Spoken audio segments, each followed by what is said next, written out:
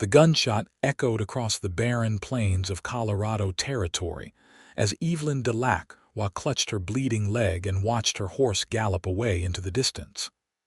It was 1875, and she was alone, miles from Salida, with the cruel summer sun beating down on her auburn hair. She had fled a loveless arranged marriage in Boston, only to find herself ambushed by bandits who had taken everything but her life and the small locket around her neck. Gritting her teeth against the pain, she tore a strip from her petticoat and bound the wound, wondering if this was how her journey west would end, bleeding out beneath the endless sky. Miles Irving rode into her life like a mirage, his weathered face and broad shoulders silhouetted against the setting sun. He had been tracking the same gang of outlaws for 3 days, following a trail of robbery and violence across the territory. The tall cowboy dismounted from his chestnut stallion, his spurs jingling softly as his boots hit the ground. His eyes, as blue as the Colorado sky, widened at the sight of the injured woman. "Madam," he said, kneeling beside her, his voice rough from trail dust but gentle with concern. "You're hurt." Evelyn tried to stand but collapsed back with a gasp of pain. "I am fine," she insisted, though the blood seeping through her makeshift bandage suggested otherwise. "Please, continue on your way. Those men who did this, they took everything. I have nothing to offer in return for help." Miles glanced at the horizon, where the outlaw's trail led, then back at the woman's pale face. "Those men can wait. You cannot." He removed his bandana and replaced her soaked bandage with practiced efficiency. "I'm Miles Irving, madam. I've been tracking those bandits since they hit a stagecoach near Denver." "Evelyn Delacroix," she replied, wincing as he tightened the bandage. "I was headed to Salida. I have an aunt there." Miles nodded, his expression thoughtful. "That's still a good day's ride from here." "Then I shall have to walk," Evelyn declared, trying once more to stand and failing. Miles frowned. "That's not possible with that wound." "I will manage," she insisted, lifting her chin with the stubbornness that had carried her across half a continent. "You're coming with me," Miles said, not a question but a statement. Panic flashed in Evelyn's eyes. "I do not know you, sir." "No, you don't," Miles agreed. "But out here, that wound will either kill you or the coyotes will. I'm offering safe passage to Salida." Evelyn hesitated, weighing her limited options. "I will only slow you down," she finally said, gesturing to her leg. "Those bandits, they are your priority, are they not?" Miles glanced again at the horizon, then back at her, his decision made. "Then we'll go slow together," he said, his voice softening. "Some things are worth the wait." Something in his tone, in the steady way he held her gaze, made Evelyn believe him. He helped her onto his horse, mounting behind her, one arm secure around her waist as they set off at a careful pace toward Salida.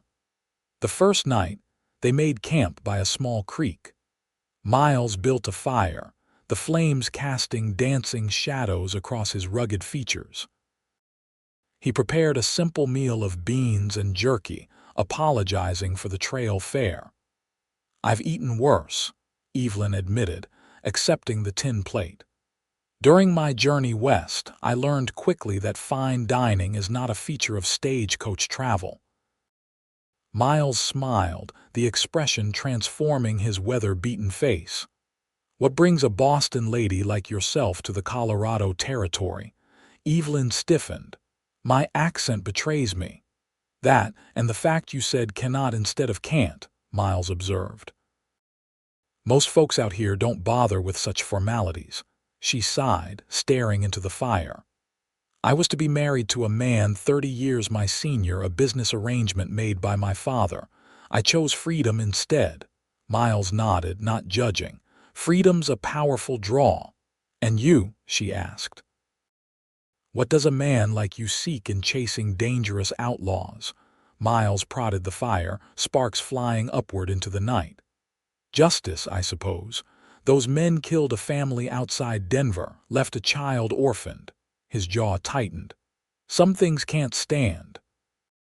That night, Evelyn slept wrapped in Miles's coat while he kept watch. She dreamed of Boston parlors and suffocating corsets, waking with a start to find Miles still sitting by the dying fire, his eyes scanning the darkness. "You should sleep," she said softly. "I will," he replied, not looking at her. "When it's safe." The next day they rode slowly through the rolling hills. Miles taught Evelyn to identify edible plants and how to read animal tracks. She listened, fascinated by this world so different from her own. "There," Miles said, pointing to a distant plume of smoke. "That's likely a camp, could be our outlaws." Evelyn felt his body tense behind her. "You wish to pursue them?" "Yes," he admitted, "but not with you in tow." "I would not ask you to abandon your mission for my sake," she said, though the thought of being left alone again sent a chill through her. Miles was silent for a long moment. "They've hurt enough people. I won't risk them hurting you too." They rode on, bypassing the camp, though Evelyn felt Miles's reluctance in every mile they put between themselves and the outlaws. That night, as they made camp in a sheltered hollow, Evelyn examined her wound. The bleeding had stopped, but the flesh was hot and tender. "It may be infected," she said, trying to keep fear from her voice. Miles knelt beside her, his fingers gentle as they probed the wound. "We need to clean it properly," he said, concern etched on his face. "There's a trapper I know about half a day's ride from here. He'll have supplies." The next morning they set out early, Evelyn growing increasingly feverish as they rode. By midday, she was slumped against Miles's chest, barely conscious. The trapper's cabin appeared like salvation as the sun began its descent. Hans Müller, a burly German immigrant with a silver beard, took one look at Evelyn and ushered them inside. "The bullet?" he asked Miles as he helped lay Evelyn on a rough cot. "Gone clean through," Miles replied. "But it's festering." Hans nodded grimly. "I have herbs will help." For 3 days, Evelyn drifted in and out of consciousness, aware sometimes of Miles's presence, his cool hand on her forehead, his voice murmuring reassurances. In her fever dreams, she relived the ambush, the terror of being alone and wounded in the wilderness. Each time, Miles would appear, solid and real, anchoring her to the present. On the 4th morning, she woke clear-headed to find Miles asleep in a chair beside her, his head tilted at an uncomfortable angle. In sleep, the hard lines of his face softened, making him look younger than she had first thought, perhaps only a few years older than her 22 years. Hans appeared, offering a cup of strong-smelling tea. "Drink," he instructed. "Make strength return." Evelyn complied, grimacing at the bitter taste. "Thank you for your help," Hans grunted. "Not me, him," he said, nodding toward Miles. "Not left your side, not even to chase bad men." Miles stirred at their voices, blinking awake. Seeing Evelyn conscious, relief washed over his face. "You're back," he said simply. "Thanks to you," she replied, suddenly shy under his intense gaze. They stayed another week at Hans's cabin, allowing Evelyn to regain her strength. During this time, she learned more about Miles: that he had been a Union soldier, that he had worked cattle drives from Texas before becoming a bounty hunter, that he could read and write better than most men she knew in Boston. For his part, Miles discovered that Evelyn was not merely a refined lady fleeing an unwanted marriage. She was fiercely intelligent, with a dry wit that surprised him, and a determination that matched his own. She had taught herself to shoot and ride before leaving Boston, planning her escape for months before executing it. "I admire your courage," Miles told her one evening as they sat outside the cabin, watching the sunset paint the mountains gold. "Not many would risk so much for freedom." Evelyn smiled. Not courage so much as desperation. Same thing, sometimes, Miles replied. Their hands rested side by side on the rough bench, not quite touching. Evelyn was acutely aware of the small distance between them, of the warmth radiating from his sun-browned skin. When their fingers brushed accidentally, neither pulled away. The morning they were to depart for Salida, Hans presented Evelyn with a walking stick he had carved. "For when stubborn woman insists on walking," he said with a wink. Miles helped Evelyn mount his horse, her leg now strong enough to bear weight but still tender. "Thank you," she said to Hans, "for everything." The old trapper waved dismissively. "Come back sometime, bring babies." Evelyn blushed furiously while Miles cleared his throat, mumbling something about daylight wasting. As they rode away, Hans's laughter followed them down the trail. The journey to Salida would take 3 more days at their careful pace. They followed the Arkansas River, its rushing waters providing a constant soundtrack to their conversations. Miles told Evelyn stories of the west of cattle towns and gold rushes, of the different tribes he had encountered, of landscapes so vast they made a person feel both insignificant and infinite. Evelyn spoke of Boston, of literature and music, of her dreams to perhaps become a teacher in her new life. "Though I suspect the parents of Salida might not want their children taught by a woman who fled her own wedding," she added with a rueful smile. "Out here, folks care more about what you can do than what you did before," Miles assured her. "Most everyone's running from something." "And you?" Evelyn asked. "What are you running from?" Miles was quiet for so long she thought he wouldn't answer. "Ghosts," he finally said. "The war left plenty of them." They camped that night in a grove of cottonwoods, the river singing nearby. After dinner, Evelyn attempted a few careful steps with her walking stick. Miles watched, ready to catch her if she faltered. "You're healing well," he observed. "Yes," she agreed, a strange sadness settling over her. The closer they got to Salida, the more she realized their journey together was ending. Soon, Miles would resume his hunt, and she would begin her new life. The thought left an unexpected hollow feeling in her chest. That night, a storm rolled in from the mountains, lightning splitting the sky. They huddled under Miles's tarp, rain drumming overhead, their bodies pressed together for warmth. Evelyn was intensely aware of Miles's heartbeat, steady against her back, of his breath warming her neck. "Are you afraid?" he asked when thunder crashed particularly close. "No," she answered truthfully. "Not with you here." His arm tightened around her waist, and she felt rather than heard his response. "Good." Morning brought clear skies and a river swollen with rainwater. As they prepared to depart, Miles studied the crossing with concern. "We'll need to find another way around," he said, eyeing the churning waters. They rode upriver for several miles before finding a suitable ford. Even then, the water reached the horse's belly, the current strong enough to make the animal nervous. "Hold tight," Miles instructed, guiding his mount into the river. Halfway across, the horse stumbled on a submerged rock. Evelyn felt herself slipping from the saddle. Miles grabbed for her, but momentum carried them both into the icy water. The current caught them, pulling them downstream.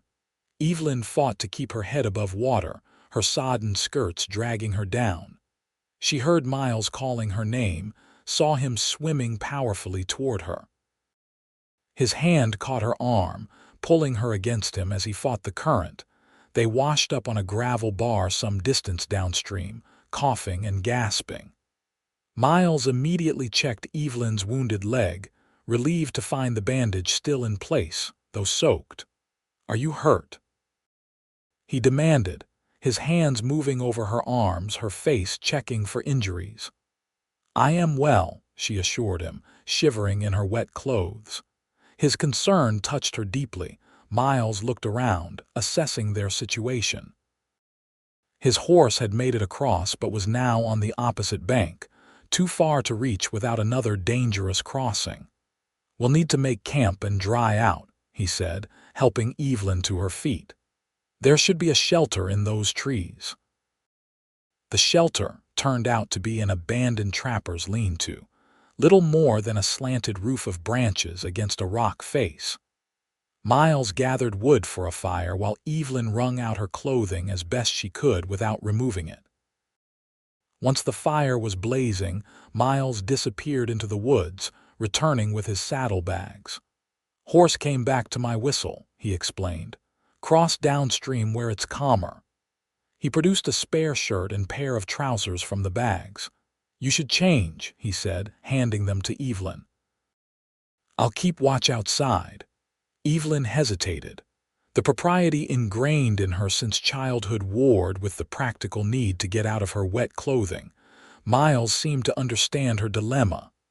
"I promise on my honor I won't look," he said solemnly. "But you'll catch your death in those wet things." Nodding, Evelyn took the offered clothes.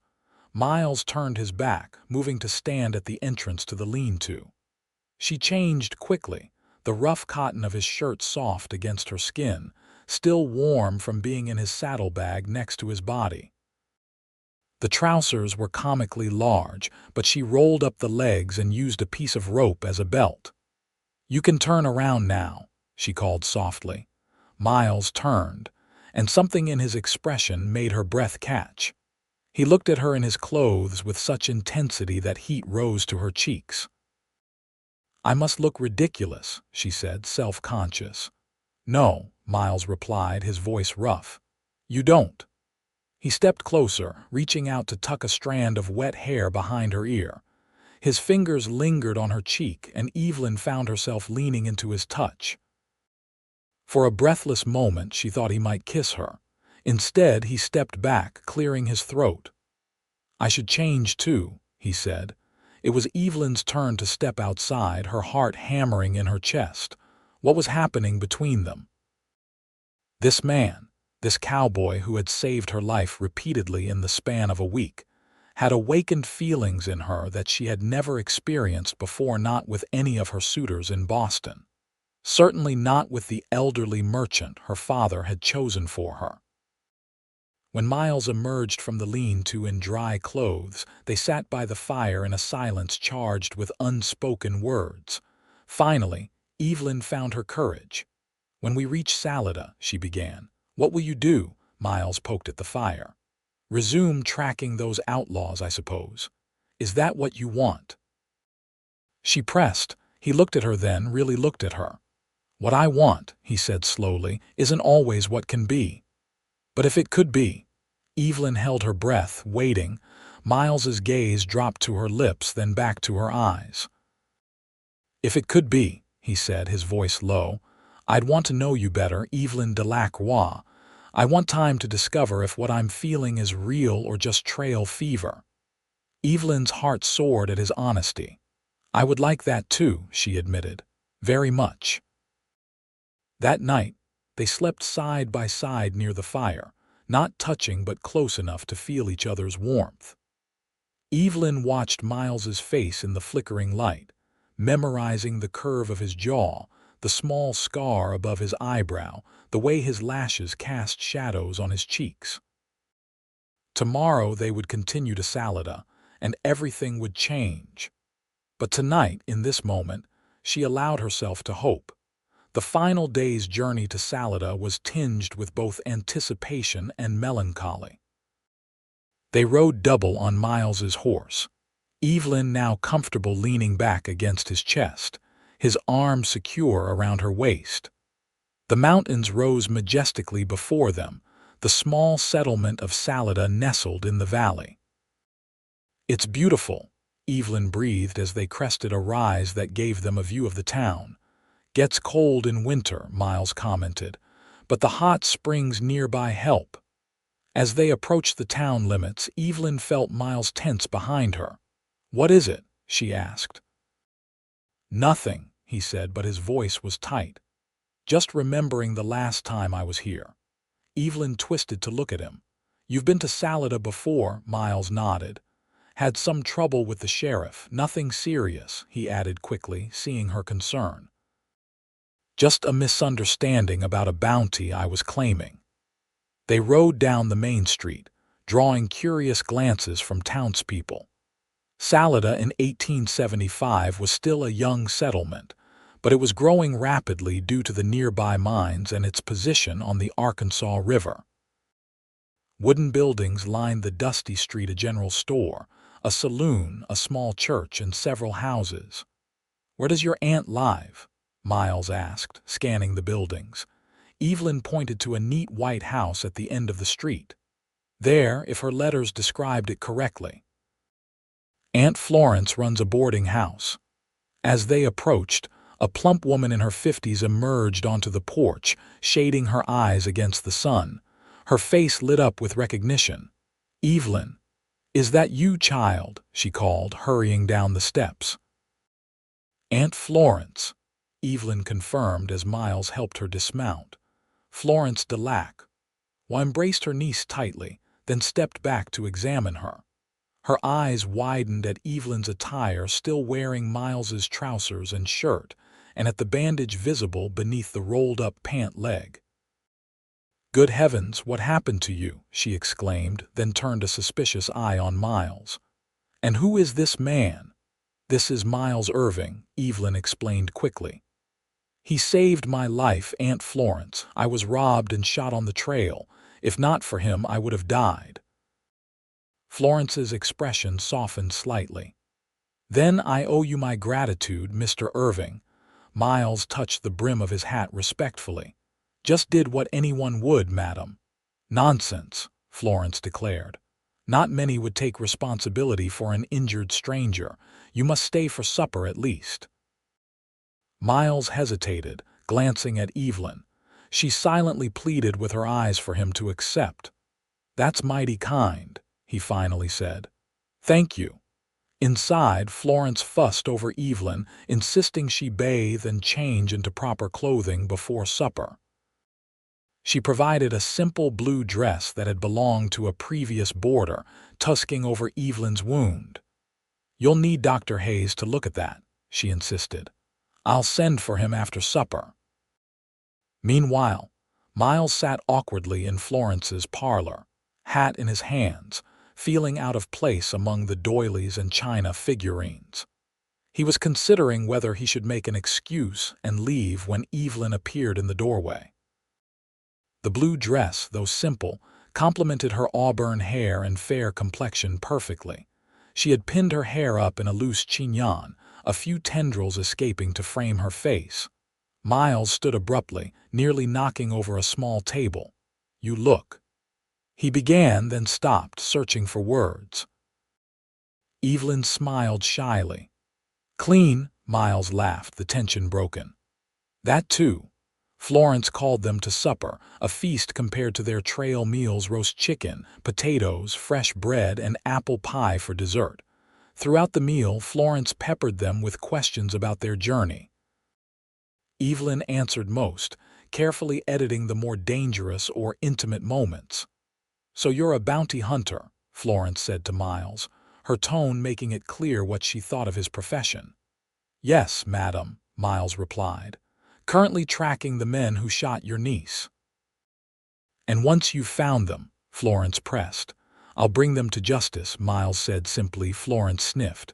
"Well, I suppose that's better than killing them outright." "Aunt Florence," Evelyn admonished. "It's all right," Miles assured her. "Your aunt's concern is understandable." He turned to Florence. "Madam, I promise you my intentions toward your niece have been honorable." Florence studied him for a long moment. "I believe you," she finally said. "But intentions can change, especially with a young woman as beautiful as my niece." After supper, Dr. Hayes arrived to examine Evelyn's wound. Miles excused himself, stepping out onto the porch. The sun was setting, painting the mountains in shades of purple and gold. He lit a cigarette, contemplating his next move. The door opened behind him and Florence joined him on the porch. The doctor says she'll heal well, she informed him. No permanent damage, though she'll have a scar. She's strong, Miles said, a note of pride in his voice. Florence studied him shrewdly. You care for her? It wasn't a question, but Miles answered anyway. Yes, madam, more than I expected to. And what do you plan to do about that? Florence challenged. Miles sighed, flicking ash from his cigarette. I don't know, he admitted. My life isn't suited for someone like Evelyn. Perhaps, Florence agreed. Or perhaps Evelyn isn't the delicate flower you think she is. She left everything she knew to come west. That takes courage. Miles nodded, considering her words. She mentioned teaching, he said. Is that possible here? Indeed, Florence replied. Salada's growing. The school board's been looking for a teacher since Mrs. Peterson left to have her baby. That's good, Miles said, genuinely pleased for Evelyn. She'd be excellent at it. Florence gave him a knowing look. You could stay, you know. Salada needs men who can handle themselves. The sheriff's been looking for a deputy, Miles chuckled. The sheriff and I aren't exactly friends, madam. Sheriff Tanner retired last month, Florence informed him. His replacement, Sheriff Wilson, is new to town. No history between you. Miles fell silent, turning the idea over in his mind. He had been drifting for years, taking bounties to survive but finding little satisfaction in the work. The thought of settling in one place had never appealed to him before, but then he had never had a reason to stay anywhere. Until now. Think about it, Florence advised, patting his arm before returning inside. Miles remained on the porch, smoking and thinking, until the door opened again and Evelyn stepped out. She had changed into a nightgown and robe, her hair loose around her shoulders. The doctor says I'll be fine, she told him, coming to stand beside him at the railing. Thanks to your care. Miles nodded, suddenly finding it difficult to speak. The moonlight silvered her hair, making her look ethereal, untouchable. The distance between Boston society and his rough life seemed unbridgeable in that moment. You'll be happy here, he said, trying to sound convincing. Your aunt says there's a teaching position available. Yes, she mentioned that, Evelyn replied, watching him carefully. Will you leave tomorrow? The question hung between them, weighted with all they had experienced together. Miles looked out at the darkened street, buying time. Those outlaws are still out there, he finally said, still hurting people. Yes, Evelyn agreed, her voice soft. And you feel responsible for stopping them. Miles turned to her, surprised by her understanding. It's what I do. Is it what you want to do? She asked, echoing their conversation from the night before. Miles took a deep breath. I want. He began, then stopped, frustrated by his inability to express himself. Damn it, Evelyn, I want things I have no right to want. Such as, she pressed, stepping closer. You, he said simply, the word emerging more roughly than he intended. But my life has nothing to offer someone like you. Evelyn's eyes flashed with unexpected anger. Someone like me, she repeated. You mean someone weak, someone who needs protection. That's not what I meant, Miles protested. Then what did you mean? She demanded. I meant someone educated, refined, Miles clarified. Someone who deserves better than following a bounty hunter from town to town, living rough, never knowing if I'll come back alive. Evelyn's expression softened. Perhaps you're not the only one who gets to decide what I deserve, she said. Perhaps I want a say in my own future. And what future do you want? Miles asked, hardly daring to hope. Evelyn reached up, touching his face gently. One that includes you, she whispered. However that might look. Miles caught her hand, pressing a kiss to her palm. The simple gesture felt more intimate than anything he had ever experienced. I'm not a good man, Evelyn, he warned. Yes, you are, she contradicted. You're the best man I've ever known. He wanted to kiss her then, wanted it more than his next breath. But the porch of her aunt's boarding house, visible from the main street, was not the place. Instead, he brought her hand to his heart. "I'll stay," he decided in that moment. "For a while at least. Your aunt mentioned the sheriff's looking for a deputy." Evelyn's face lit up with joy. "Truly." "Truly," Miles confirmed. "We'll go slow, see where this leads. I can't promise forever, Evelyn, but I can promise to try." "That's all I ask," she said, beaming at him. They stood together on the porch, hands intertwined, looking out at the town that might become their home. The future was uncertain, but for the first time in years, Miles looked forward to it with something like hope. The next morning, Miles met with Sheriff Wilson, a pragmatic man in his 40s who cared more about Miles's skill with a gun than his past. By noon, Miles had been sworn in as deputy, with the understanding that he would track down the gang that had wounded Evelyn as his first official duty. "Take what men you need," Sheriff Wilson instructed. "These outlaws have terrorized the region long enough." Miles assembled a posse of 5 men, experienced riders who knew the territory. Before departing, he sought out Evelyn at her aunt's house. She was sitting on the porch, reading a book in the morning sunshine, her injured leg propped on a footstool. Seeing Miles approach in his new deputy's badge, she marked her place and set the book aside. "It suits you," she said, nodding at the badge. "Feels strange," Miles admitted, touching the star pin to his vest. "Haven't worn a lawman's badge since before the war." This was news to Evelyn. "You were a lawman before," Miles nodded. "Town marshal in Missouri seems like another lifetime now." Evelyn studied him, seeing new layers to this man who had already fascinated her. "You're going after them," she said, not a question. "Yes," Miles confirmed. "We leave within the hour." "How long will you be gone?" Evelyn tried to keep the worry from her voice. "A week, maybe 2, Miles estimated. They've had time to cover ground, but their leader, a man named Silas Red, likes to stay near settlements. He enjoys spending his stolen money too much to hide in the wilderness for long." Evelyn nodded, understanding the necessity but dreading the separation. They had spent every moment together since Miles found her on the trail. The thought of him riding into danger without her felt wrong somehow. "I'll be careful," Miles promised, reading her concern. "See that you are," Evelyn replied, trying for lightness. "I've grown rather fond of you, Deputy Irving." Miles smiled, glancing around to ensure they were unobserved before leaning down to press a swift, gentle kiss to her lips there first. It was over almost before it began, but it left Evelyn breathless. "Something to remember me by," Miles said, his voice husky. "As if I could forget," Evelyn whispered. Miles rode out with the posse an hour later, Evelyn watching from the porch until they disappeared from sight. The days that followed were both busy and agonizingly slow.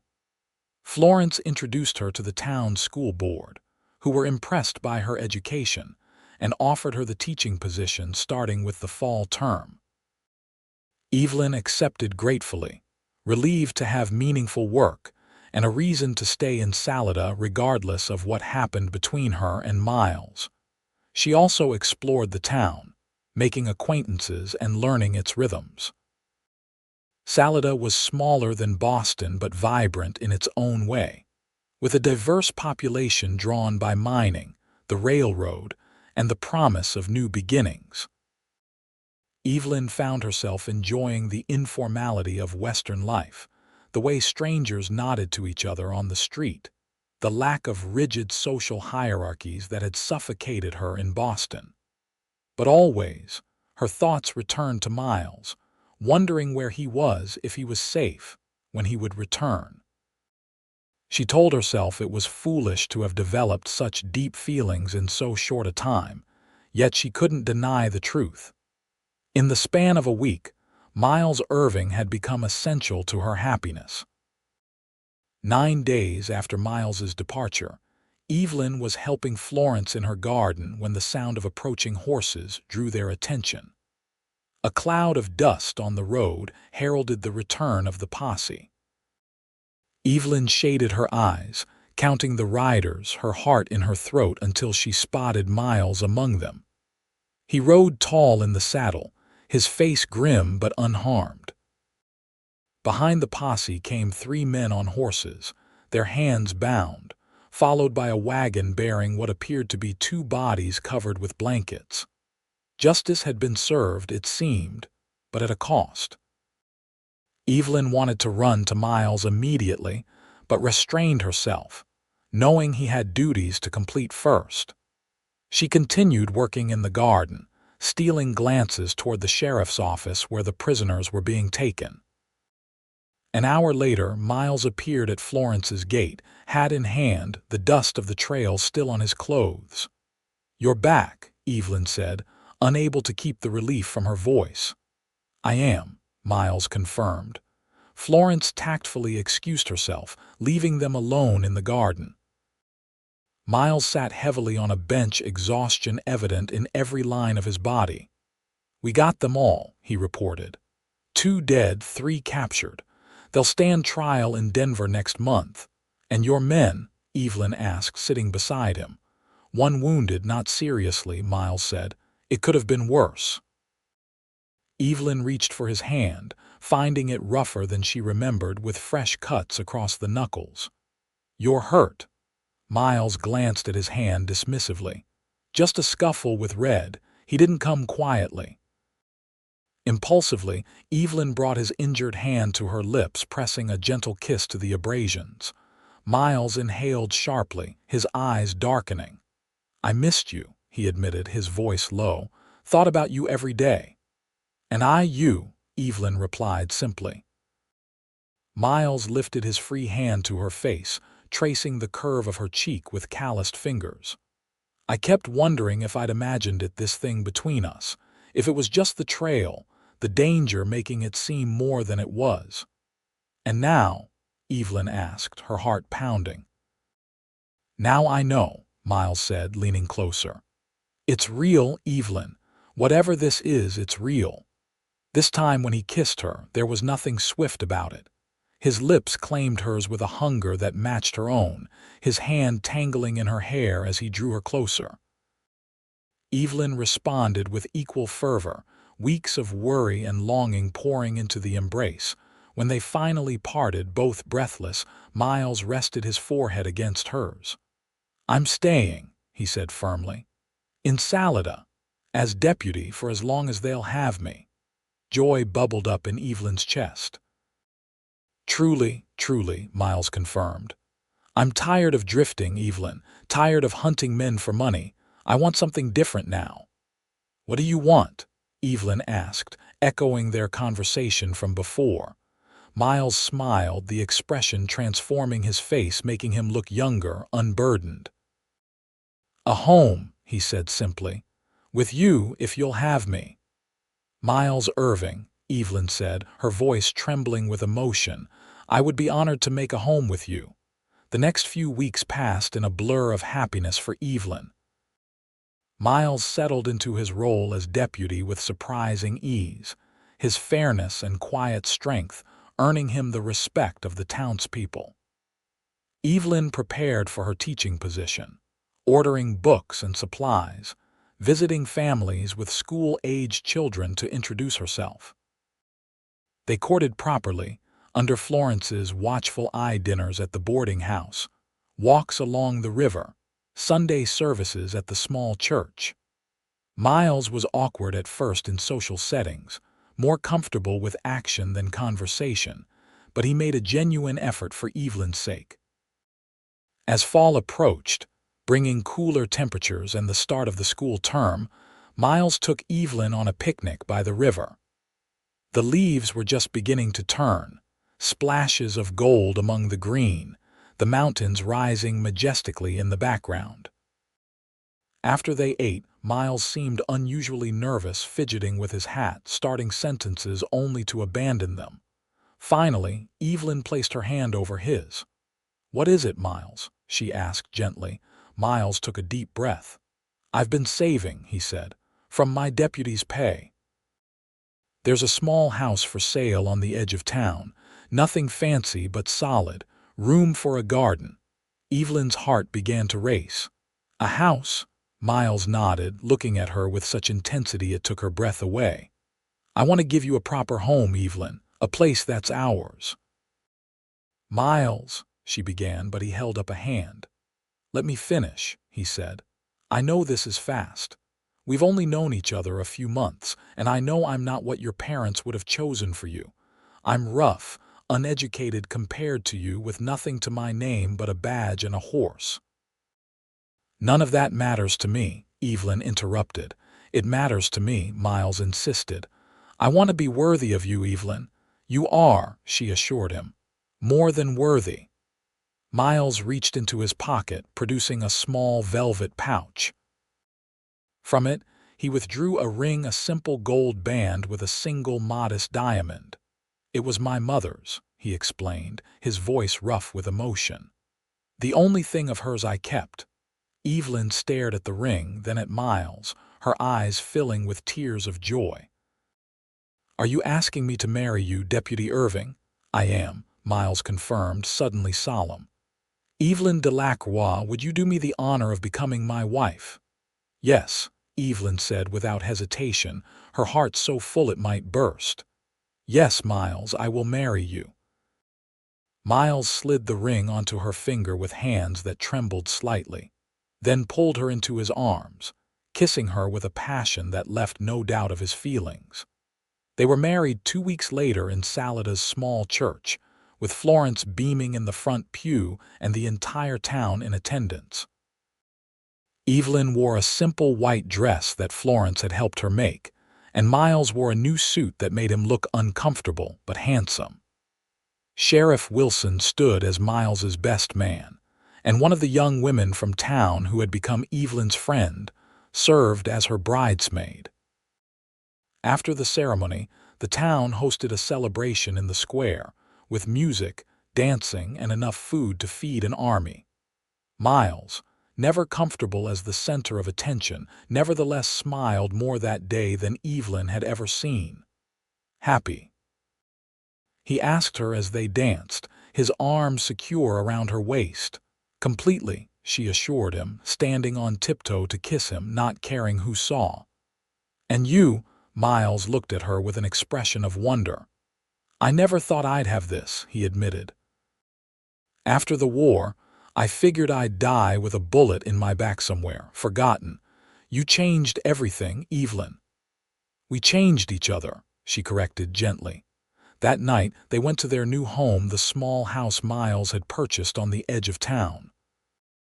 It was simple but comfortable, with a stone fireplace, 2 bedrooms, and a wide porch overlooking the mountains. Miles carried Evelyn across the threshold, setting her down gently in the main room, which he had furnished sparsely but adequately. "It's not much," he said, suddenly anxious. "But we can improve it over time." Evelyn turned in a slow circle, taking in the rough-hewn beams, the polished wood floors, the curtains Florence had helped her sew. "It's perfect," she declared. "It's ours." Their wedding night was a revelation, tender and passionate by turns, as they discovered each other fully for the first time. Afterward, lying in Miles's arms, Evelyn felt a contentment so complete it brought tears to her eyes. "What's wrong?" Miles asked, alarmed, wiping a tear from her cheek. "Nothing," Evelyn assured him. "I'm just happy, happier than I ever thought possible." The school term began, and Evelyn threw herself into teaching with enthusiasm. She had 15 students ranging in age from 6 to 16, from various backgrounds, the children of miners, merchants, ranchers, and railroad workers. Some had never attended school before, while others had been educated sporadically. Evelyn met each child at their level, challenging and encouraging them with a natural talent that soon earned her the respect of parents and students alike. Miles continued as deputy, keeping the peace in Salada with a firm but fair hand. He had occasional run-ins with troublemakers, drunken minors, card cheats. The odd would be robber, but nothing that threatened the life he and Evelyn were building together. Winter came early to the mountains that year, bringing heavy snows by late October. Miles worried about Evelyn walking to school in the blizzards, but she insisted on continuing, not wanting to deprive her students of education. Miles compromised by escorting her each morning before his rounds and meeting her at the schoolhouse each afternoon.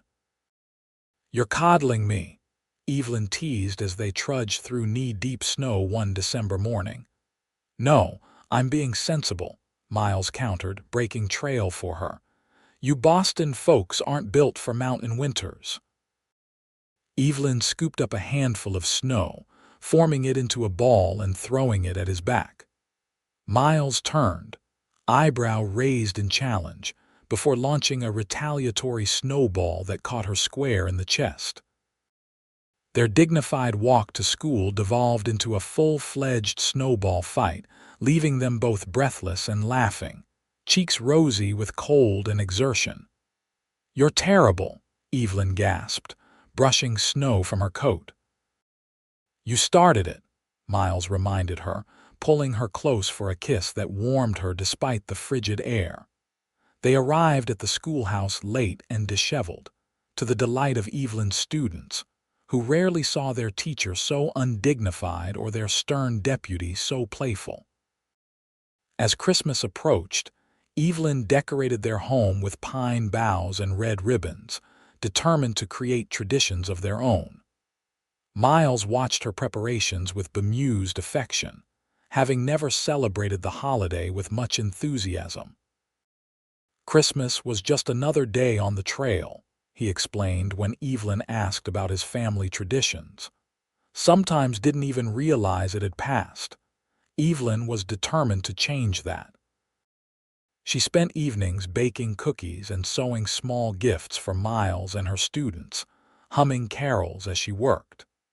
Miles found himself caught up in her enthusiasm despite himself, secretly carving wooden toys for the children and a jewelry box for Evelyn.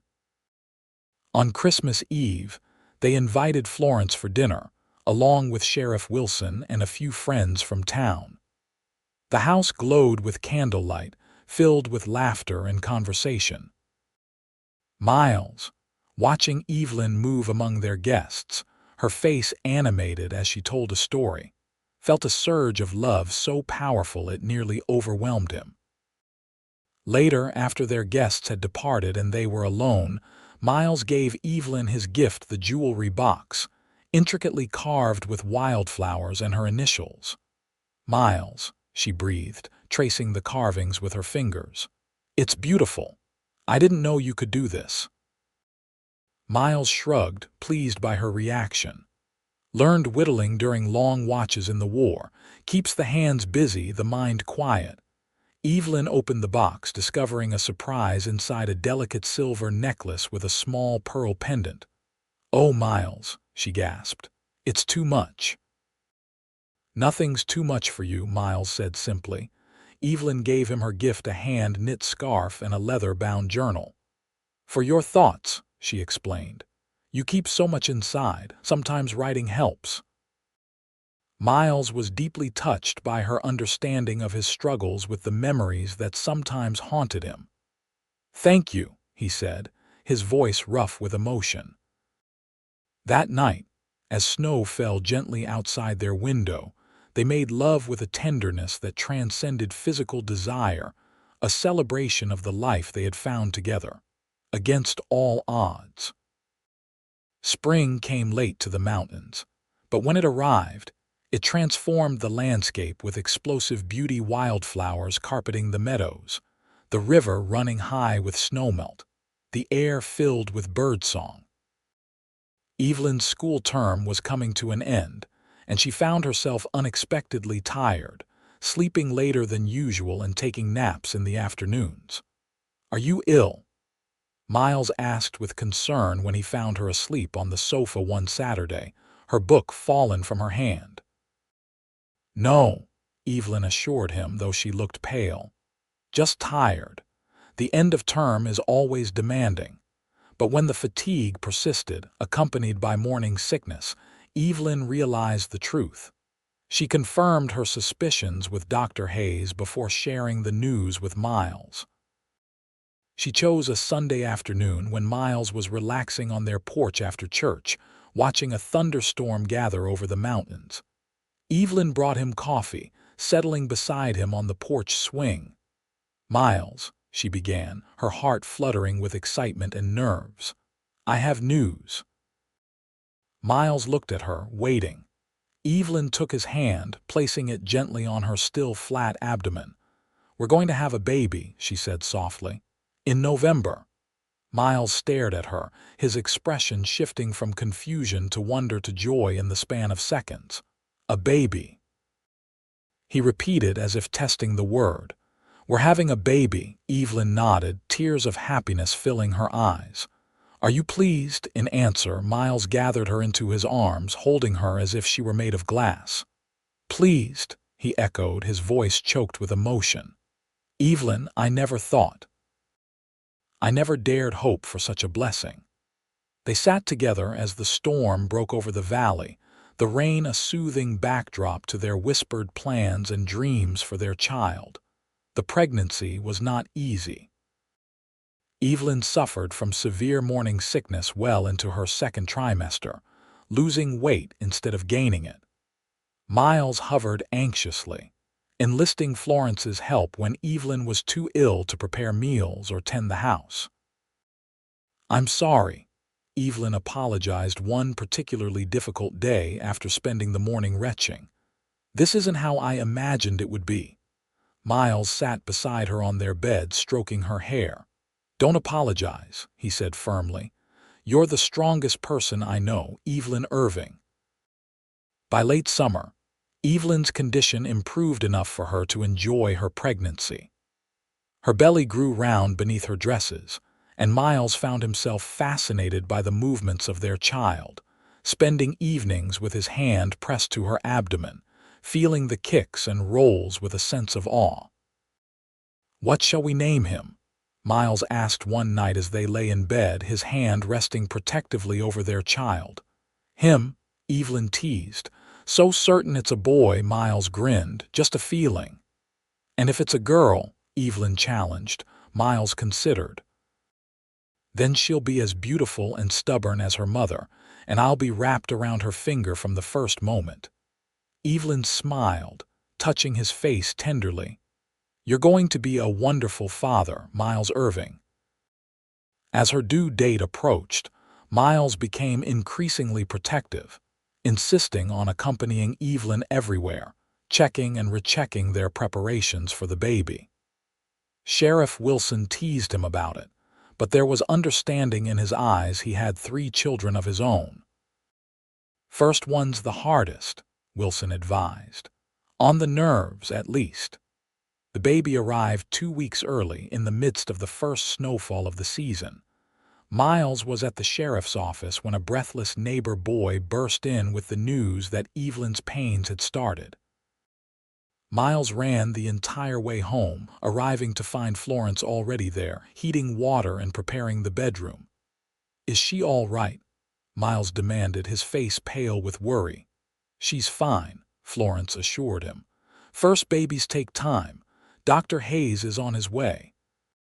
Miles paced for hours, listening to Evelyn's occasional cries from behind the bedroom door, feeling helpless and terrified.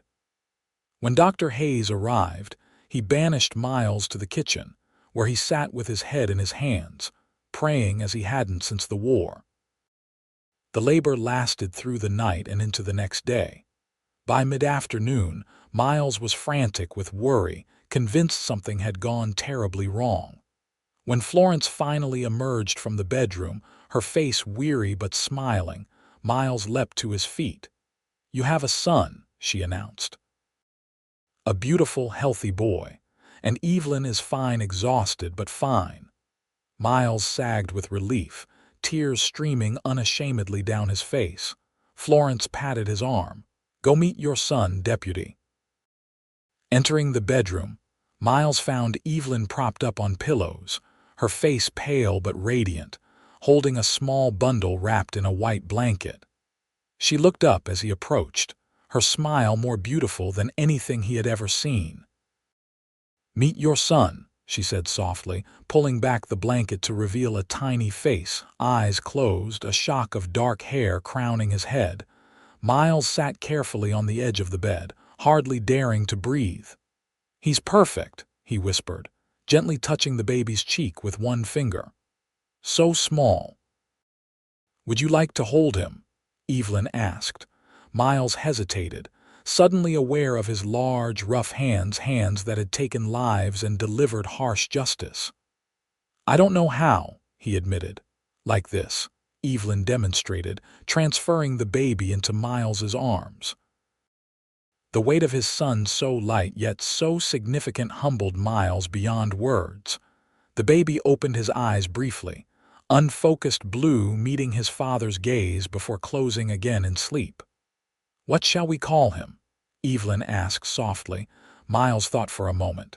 "Samuel," he suggested. "After my father. Samuel Thomas Irving." "It's perfect," Evelyn agreed, watching father and son with tears of joy. The first months of parenthood tested them both. Samuel, called Sam, was a colicky baby, crying for hours each evening despite their best efforts to comfort him. Miles walked the floor with his son night after night, singing old trail songs in his deep voice, letting Evelyn sleep when she could. During one particularly difficult night, as dawn approached and Sam finally drifted to sleep in his arms, Miles stood at the window, watching the snow fall in the pale light. The weight of responsibility for this child, for Evelyn, for the life they were building settled on him with crystalline clarity. He had never wanted anything as fiercely as he wanted to protect and nurture this family. "Is he asleep?" Evelyn's soft voice came from the bedroom doorway. Miles turned, nodding. "Just now." Evelyn came to stand beside him, leaning against his shoulder, looking down at their sleeping son. "You're wonderful with him," she said. "Who would have thought the fearsome bounty hunter would have such a gentle touch?" Miles smiled, pressing a kiss to the top of her head. "I had a good teacher," he said. "A certain Boston lady who showed me what matters." As spring returned to the mountains, Sam grew into a happy, healthy baby, fascinated by the world around him. Evelyn resumed teaching, with Florence helping care for Sam during school hours. Miles continued as deputy, but now he returned home each day with renewed purpose, greeted by his son's toothless smile and Evelyn's warm embrace. On their second anniversary, Miles surprised Evelyn with news. He had been offered the position of sheriff in a growing settlement called Gunnison, some distance west of Salida. "It's a good opportunity," he explained as they sat on their porch after Sam was asleep. "Better pay, a larger house provided with the position. The town's growing faster than Salida with the mining boom." Evelyn studied his face in the fading light. "You want to accept," she observed. Miles nodded. "But only if you're willing, Evelyn. I won't uproot you and Sam if you're happy here." Evelyn considered, thinking of the life they had built in Salida, her students, their friends, the small house that had become a home. But she also saw the excitement in Miles's eyes, the opportunity for growth and new challenges. "When would we go?" she asked. "After the school term ends," Miles said, hope rising in his voice. "You're not opposed?" Evelyn smiled, taking his hand. "Miles Irving, when I married you, I didn't marry a place. I married you. Where you go, I go. Where you build a home, that's where I'll make one with you." Miles pulled her into his arms, overcome with gratitude for this woman who had changed his life so completely. "I love you," he said, the words still new enough to carry weight. "More than I can say." "Show me," Evelyn whispered, leading him inside to their bedroom. They moved to Gunnison that summer, settling into the sheriff's house, a spacious two-story structure near the center of town. Evelyn quickly secured a position at the local school, impressed by the growing community's commitment to education. Sam thrived in the new environment, taking his first steps in their large backyard, chasing butterflies on unsteady legs. Miles proved to be an excellent sheriff, his quiet authority and fair-mindedness earning him the respect of the townspeople. Under his leadership, Gunnison remained peaceful despite the influx of miners and fortune-seekers drawn by reports of silver strikes in the surrounding mountains. When Sam was 3, Evelyn gave birth to their second child, a daughter they named Elizabeth Florence, after both their mothers. Miles, more experienced now, was no less awed by the miracle of his daughter's birth but less terrified by the process. "She has your eyes," he told Evelyn, cradling the newborn with practiced ease. "And your spirit, I'd wager." "Heaven help us if that's true," Evelyn laughed. "One stubborn woman in the family is quite enough." The years passed, marked by the rhythms of family life: first words, first days of school, holidays, everyday joys and sorrows. Sam grew into a thoughtful, serious boy with his father's talent for observation and his mother's love of books. Elizabeth, Lizzie to the family, was as spirited as predicted, fearless and charming, with a knack for wrapping her father around her finger just as he had foretold. When Miles turned 40, the town held a celebration in his honor, recognizing 10 years of service as sheriff. Standing at the podium in the town square, looking out at the community he had helped shape, Miles felt a sense of fulfillment he had never imagined possible in his younger, drifting days. His gaze found Evelyn in the crowd, still beautiful at 37, with touches of silver in her auburn hair. Beside her stood Sam, 11 years old and already showing signs of the man he would become, and Lizzie, 8 and fidgeting in her Sunday best. The sight of them, his family, his heart made his prepared speech catch in his throat. "Folks," he began simply, "15 years ago I was a different man. A lonely man with nothing but a horse and a gun to my name, hunting bounties to survive. Then I found a wounded woman on the trail outside Salida." He paused, meeting Evelyn's eyes, seeing the memories reflected there. "She said, 'I'll only slow you down,' and I said, 'Then we'll go slow together.'" A murmur of appreciation ran through the crowd. Most knew pieces of their story, but few had heard it from Miles himself, normally so private about personal matters. "That decision to go slow together was the best one I ever made," Miles continued. "Because sometimes the most important journeys aren't about how fast you travel or how far you go. They're about who travels beside you." He looked at his family again, his voice deepening with emotion. "I want to thank you all for accepting me as your sheriff, for trusting me with the safety of this town. But most of all, I want to thank my wife, Evelyn, for teaching me what truly matters in this life." Later that evening, after the children were asleep, Evelyn found Miles on the porch, looking up at the star-filled sky. "That was quite a speech," she said, slipping her arm through his. "Not bad for a man of few words." Miles smiled, pulling her close. "Meant every word." They stood in comfortable silence, listening to the night sounds: crickets chirping, the distant piano from the saloon, the occasional whinny of a horse from the livery.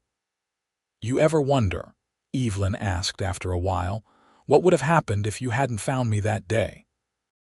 If you had continued tracking those outlaws instead?" Miles considered. "I used to," he admitted. "Used to think it was chance or luck. Now I think it was something more." "Oh," Evelyn looked up at him, curious. "Some things are meant to be," Miles said simply. "Some people are meant to find each other, no matter what path they take." Evelyn laid her head against his chest, listening to the steady beat of his heart. "I'm glad you found me, Miles Irving."